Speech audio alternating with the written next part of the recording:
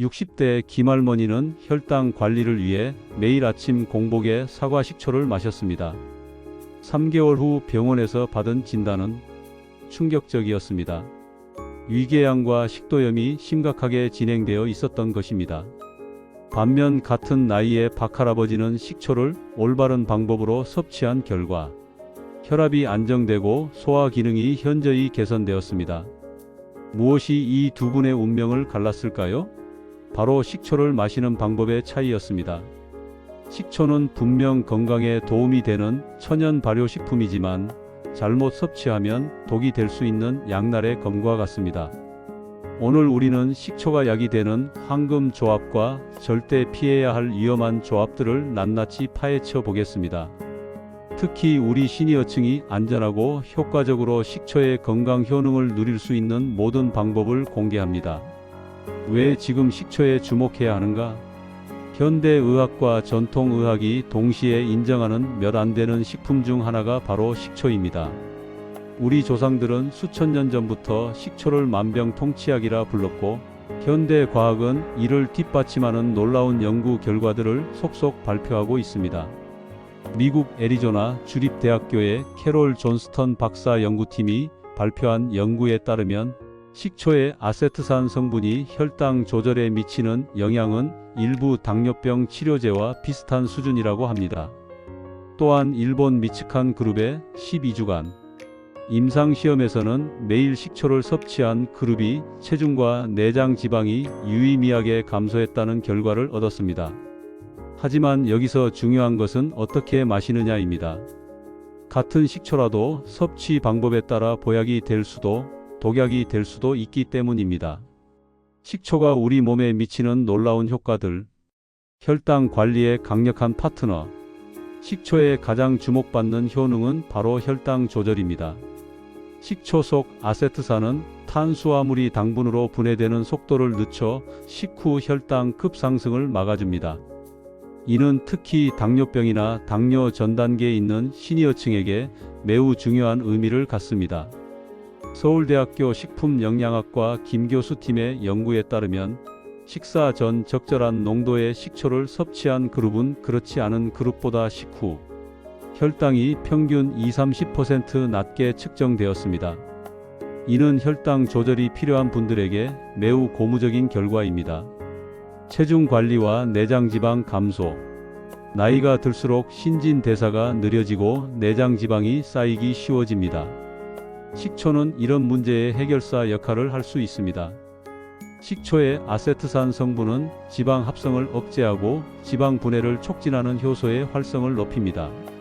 실제로 70대 이어르신은 6개월간 올바른 방법으로 식초를 섭취한 결과 체중 7kg 감량과 함께 허리둘레가 8cm나 줄어드는 놀라운 변화를 경험했습니다. 그분은 젊었을 때처럼 몸이 가벼워졌다며 기쁨을 감추지 못했습니다. 소화 기능 개선과 장 건강. 식초는 위산 분비를 적절히 촉진하여 소화를 돕고 유익한 장내 세균의 성장을 도와 장 건강을 개선합니다. 특히 나이가 들어 소화 기능이 약해진 시니어층에게는 천연 소화제 역할을 할 수 있습니다. 혈압 안정화 효과. 일본의 한 연구에서는 고혈압 환자들이 12주간 매일 식초를 섭취한 결과 수축기 혈압이 평균 10mmHg, 이완기 혈압이 5mmHg 감소했다고 보고했습니다. 이는 고혈압으로 고생하는 많은 시니어층에게 희소식이 아닐 수 없습니다. 절대 피해야 할 위험한 식초 섭취법. 공복에 원액 그대로 마시기 - 최악의 선택. 앞서 언급한 김할머니의 사례처럼 공복에 식초 원액을 그대로 마시는 것은 매우 위험합니다. 식초의 강한 산성은 공복 상태의 위벽을 자극하여 위염, 위궤양, 식도염을 유발할 수 있습니다. 특히 시니어층은 위벽이 더욱 얇고 민감하기 때문에 더욱 주의해야 합니다.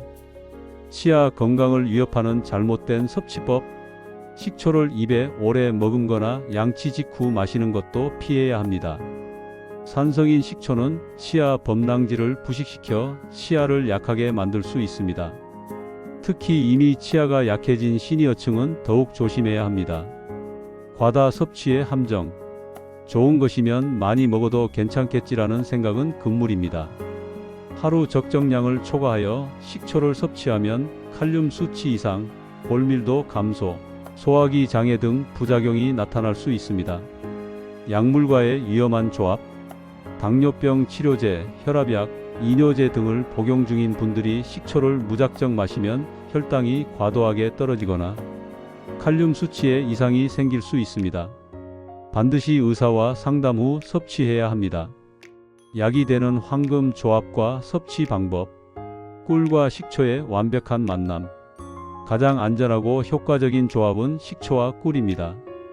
꿀의 알칼리성 성분이 식초의 강한 산성을 중화시켜 위에 부담을 주지 않으면서도 영양소 흡수를 높입니다. 황금 레시피 미지근한 물 200ml, 사과 식초 1큰술, 천연꿀 2분의 1큰술.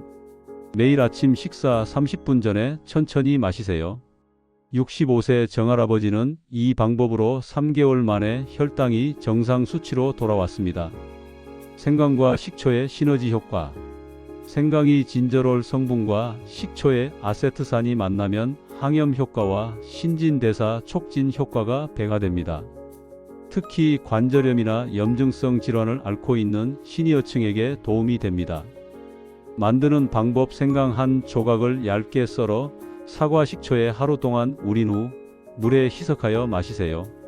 양파와 식초의 건강 듀오. 양파의 퀘르세틴과 식초의 아세트산이 결합하면 혈관 건강에 탁월한 효과를 보입니다. 고혈압과 동맥경화 예방에 특히 좋습니다. 활용법. 양파를 얇게 썰어 식초에 절인 후 반찬으로 드시거나 양파 우린 물에 식초를 희석하여 마시세요. 72세 김할머니는 이 방법으로 혈압약을 줄일 수 있었습니다. 식초 종류별 맞춤 활용법. 사과 식초 마이너스 초보자에게 가장 적합. 사과 식초는 산도가 상대적으로 낮고 과일 향이 있어 처음 식초를 접하는 분들에게 추천합니다. 혈당 조절과 체중 관리에 특히 효과적입니다. 추천 대상. 당뇨 관리가 필요한 분, 다이어트를 원하는 분. 섭취법. 하루 한두 큰술을 물에 희석하여 식사 전 섭취. 현미식초 마이너스 영양 밸런스의 왕자. 현미식초는 아미노산과 미네랄이 풍부해 전반적인 건강 관리에 도움이 됩니다. 특히 면역력이 떨어진 시니어층에게 좋습니다. 추천 대상. 면역력 강화가 필요한 분, 전반적인 건강 관리를 원하는 분. 섭취법. 하루 한 큰술을 따뜻한 물에 희석하여 저녁 식사 후 섭취. 흑초 마이너스 안티에이징의 강자. 흑초는 항산화 성분이 풍부해 노화 방지와 혈관 건강에 탁월합니다. 다만 맛이 진하므로 적응 기간이 필요합니다. 추천 대상. 혈관 건강이 걱정되는 분, 안티에이징에 관심 있는 분. 섭취법. 하루 2분의 1큰술부터 시작하여 점차 늘려가며 물에 희석하여 섭취. 안전한 식초 섭취 10단계. 1단계 건강상태 체크하기. 식초 섭취를 시작하기 전 반드시 자신의 건강상태를 점검하세요. 위장질환, 식도질환, 신장질환이 있다면 의사와 상담 후 시작하세요. 2단계 소량부터 시작하기. 첫 주에는 하루 2분의 1티스푼부터 시작하여 몸의 반응을 살펴보세요. 이상이 없으면 점차 양을 늘려나가세요. 3단계 희석 비율 지키기. 식초와 물의 비율은 최소 1대10 이상 유지하세요. 즉, 식초 한 큰술당 물 150ml 이상 섞어서 드세요. 4단계 적절한 타이밍 선택하기. 공복은 피하고 식사 30분 전이나 식사 중에 마시는 것이 가장 안전합니다. 취침 직전은 역류성 식도염 위험이 있으니 피하세요. 5단계 빨대 사용하기. 치아 보호를 위해 빨대를 사용하여 마시고 마신 후에는 물로 입을 헹구세요. 6단계 온도 조절하기. 너무 차갑거나 뜨거운 것보다는 미지근한 온도가 위에 부담을 주지 않습니다. 7단계 꾸준함이 핵심. 하루 이틀 마시고 그만두지 마세요. 최소 4주 이상 꾸준히 마셔야 효과를 볼 수 있습니다. 8단계 몸의 신호 듣기. 속쓰림, 메스꺼움, 설사 등의 증상이 나타나면 즉시 중단하고 의사와 상담하세요. 9단계 다른 건강 습관과 병행하기. 식초만으로는 한계가 있습니다. 규칙적인 운동과 균형 잡힌 식단을 함께 실천하세요. 10단계 정기적인 건강 체크. 3개월마다 혈압, 혈당, 이 건강 상태를 체크하여 효과와 부작용을 모니터링하세요. 성공 사례와 경험담. 사례 1. 당뇨 관리의 기적. 부산에 거주하는 68세 최 할아버지는 당뇨 진단 후 혈당 관리에 어려움을 겪었습니다.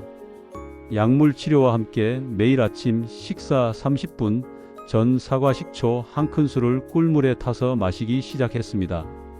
6개월 후 당화 혈색소 수치가 9.2%에서 6.8%로 현저히 개선되었고 의사도 놀랄 정도였습니다. 처음에는 반신반의했는데 정말 혈당이 안정되더라고요. 이제는 하루도 빠짐없이 마시고 있어요. 식초가 이렇게 좋은 줄 몰랐네요. 사례 2. 고혈압 개선의 드라마.